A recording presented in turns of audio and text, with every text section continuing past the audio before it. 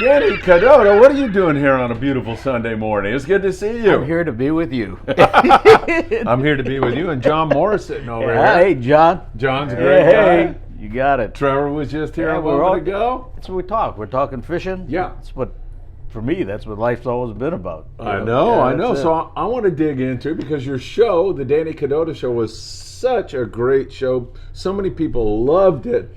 And we'll have another one Thursday night. Thursday nights at 6. There's great job. No end to content, you know. Oh, my God. You know, I'm pushing 70 now, but I've been fishing since I was 4, so I got a few stories. I can imagine. Yeah. I know. Yeah. So during that show, though, toward the end of the show, we referenced Danny's going to go jump on the Pride, and you did. I did. And how was it? How was the trip? How do you like the boat? It was really tough. I mean, it was brutal. It was flat calm. I got bit on my first cast. I mean, what can I tell you? I mean, folks, get out there. When are you going to see December? All these years of fishing, that's my first December bluefin. Really? All these years. Yeah. Wow. I've never had it like this. This is unbelievable. Yeah. And to see that, and we were done early.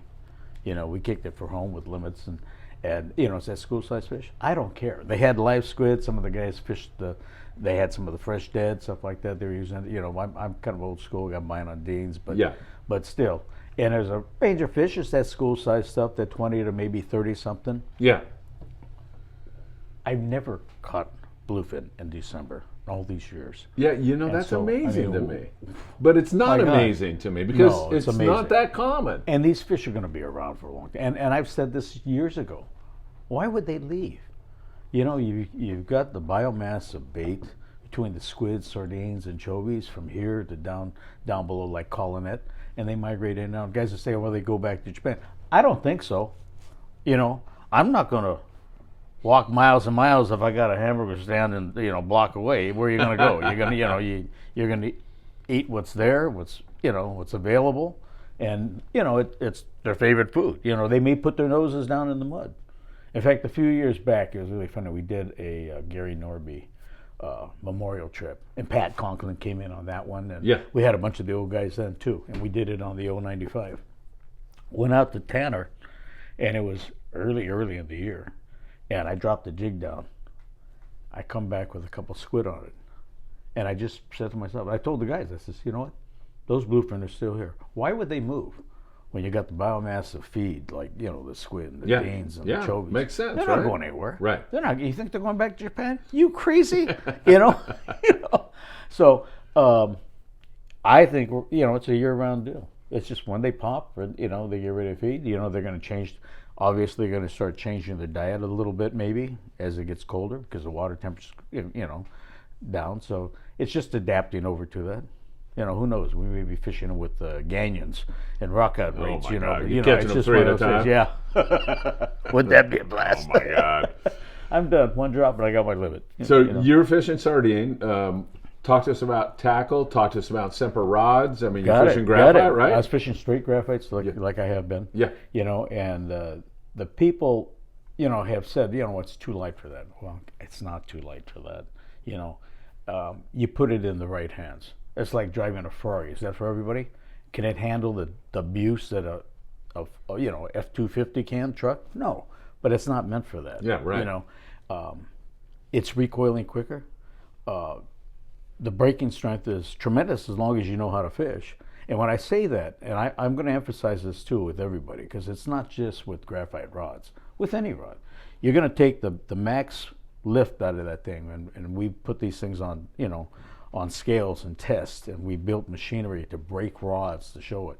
And at these angles, keeping that rod, obviously the strongest and the most lift you're going to get is pointing it at the fish. Yeah. And as a deckhand, as a kid, and as a skipper, when we're trying to finish off a fish for a passenger, we're pretty much pointing it at them. You've probably seen that, right? Yeah, well, yeah. So why? Many times. Because you got straight lift. Yep. Everything you're pulling on. And if you keep it coming, and it's all timing, with your stroke on the handle, getting that line on, keeping their head up. And that's the whole thing. You keep their head up. If you keep that head up, every time they kick, where are they coming? They're kicking right at you. Yeah. So you're just, it's a matter of keeping up with it. It's timing deal, But they lift, and I think I've made it analogy on this before. We're seeing slow pitch being very popular. Yes. That's great. What do you do when you hook them? What are the guys doing? They're pretty much pointing the rod at it. So the stress is going on your knot, the hook, not so much on the rod because you're pointing it. Yeah. And on your drag, okay? It's very effective. The only drawback to that is what I've seen is with the softer tip on those slow pitches. When the fish comes to the color, it comes to the boat. Yeah. It's very difficult to extend it out to clear it. Yeah. But mine are virtually 8-foot rods. Yeah, easy. 710. So you can hold it out. Even at that, you got it. With me, I got alligator arms. So we're on the Freedom. I had to have some of the kids, the I deckhands remember that. hold them out. Because those weren't the little guys. Yeah. They were nicer fish, especially on fishing the 30-pound. So it's understanding those lifting angles that with corresponding pressures that you put on them. So anything below 90 is good. Okay, and I think I equated this with a 30-pound rod that we did back in the old G. Loomis days when we first launched some straight saltwater graphites. Yeah. And, like at 30 degrees, you got 62 pounds of pressure. At 45 degrees here, you got 45. You go to 90 where it's straight out, the line straight down, it drops off to 30. Now as you go up, it drops off substantially. Gets worse. You got 12 pounds here. You got 9 pounds here. And high stick, straight up 180, you got 6 Your rod's going to bust. 6 point, it's going to blow it's going to break. Yeah. And you got 6 pounds of pressure, 6.2 pounds of pressure. You got 1/10 of pressure here is down here. Why would you high stick? Yeah. That's what I tell the guys. And you have no control. You're up here, the fish goes under the boat. What are you going to do? Right. You keep it down, you keep the pressure on it, use the time in the boat. Phil, all the pictures you shot of me, that rod's on the rail. Yeah. Well, for the main reason is I'm old. That's the main reason. But two, that lifting angle and just being able to turn that handle. I had the button in. Anything I gain, as long as his head is planing up and I'm keeping up with it, he's kicking at me. Yes. And so, as you get older, sometimes you get a little smarter. And over the years, you have to take advantage of that, So many guys are going to head out to the same Bluefin ground. So I want to pick your brain and find out: Are you a fluorocarbon guy or not? Oh yeah. You've been doing okay. So you're on that. Is that important in this with bite? Bluefin? In this particular bite? I use it with everything. Okay. I've proven that to myself. I wish I had it when I was freshwater bass fishing back in the day. Yeah. I think that would have been a game changer too. I just fished lighter lines because those real big bass, just like everything else, a fish doesn't attain that size by being stupid. There's habits and things that they have. Are those big bass at the lake's going to eat heavy line? Probably not unless you're throwing a big bait like Butch, Butch Brown. And Butch is, he overall is one of the best fishermen I've seen. Yeah. Ever. He's just, and he and I did a couple night tournaments and things like that, and we learned a lot of stuff. Those tournaments that Butch and I fished, we figured, oh man, we're going to kill him, right? You know what we learned? What? We don't know squat. That night fishing, totally different. We figured you take my spots that I fish in a day, his spots that he fishes at Cassis, you put it together, and man, we can kill him. Guess what? We didn't catch squat. A couple little fish, and it was so bad we were just laughing it off. But Butch is one of the greatest fishermen I've ever seen. He's just he's an innovator. He's like the group of people nucleus of people that we grew up with. And I remember when he saltwater fished, he went right to Taka, and he dialed in, and he got, and with Taka's group, you got the Corky Okois, you got all the guys with experience, and he learned the right way. I think his first trip he had one over 300. Wow. Well, he's just a phenomenal fisherman. Yeah, he can adapt. But to that any happens. kind of... That's exactly it. It's your eyes open, ears open, mouth shut, and we were talking to John about that just a moment ago. That's exactly how important it is to do that. That's exactly it. So back to that bluefin bite. Size hook when you're fishing a sardine. Did you find a smaller hook work better or not? Oh yeah, it will always work better. That bite we had on the Freedom though. Yeah. That was a little different. Same thing. I scaled down. I saw that the size of fish were school-sized fish, 20s to maybe 30s when we first pulled up there, right? Yeah, right. So I took my 20-pound. My failure was I'm so used to long-range fishing and good fishing down in Bay of LA and stuff like that. I'm using short top shots with fluorocarbon. So I'm using Spectre to fluoro, 6-8 feet. Okay. Pretty dumb of me. These are Bluefin. These are the smartest guys in the business. Right? Yeah. They don't make those mistakes, right? Yeah. So on my 20, even with a 9-foot rod, I'm making a long cast, and I'm not getting bit. And I'm watching the guys with the mono with fluoro getting whacked, boom, boom, on these smaller fish, and I'm going, okay, that's not it. So I go up. I have a little longer length of mono on my 25. This is on the trip that we were on. Yeah, right. Same thing. It wasn't long enough. So I'm thinking, oh, great. The only thing I had with a lot of mono on it, and back to Spectra, but I had a lot of mono. I probably had 50, 75 yards of mono on it, was my 30-pound. And fortunately, it was a Valiant 500 with a 2-speed, with a 30. Right. 2-speed because old guys, okay? We need that, okay? And it comes in handy. So anyway, we're bending. You remember that. We're bending with the lighter line there. And I fire out, back hooked it. First cast, I hang this thing, and it just walks. I go, what the heck is going on? I mean, everybody's up and down, and I'm out here. I'm going, what the heck's going on? And, I knew it was a decent fish. Well, the fighting, you see me straining and I'm putting it through the max.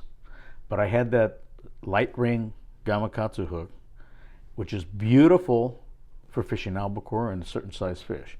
So I definitely put that thing to the max. I shouldn't have been using that hook, but thinking 20-pound, 25-pound bluefin, and then no you start problem. hanging 100-pounders. Yeah. Yeah. So got that to color, straighten out the hook. So I step up, I go to an Owner Gorilla Light, which is a little heavier.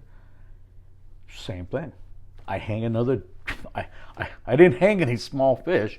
They tortured me. And so anyway, hang another one on that heavier hook. Same line, 30-pound fluorocarbon.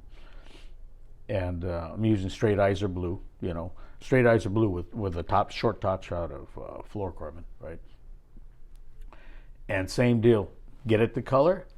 I straighten out that Owner. I go, oh, what the heck? I went to a 4X Mustad with a ring.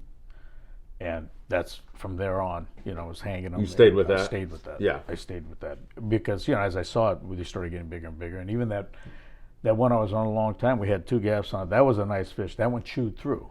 So, when you're fishing 30-pound, I wasn't intending to fish that size of fish with that line. Yeah. But I tried firing a heavier line, tried firing 40, and you probably knew it. I don't think anybody got bit on 40.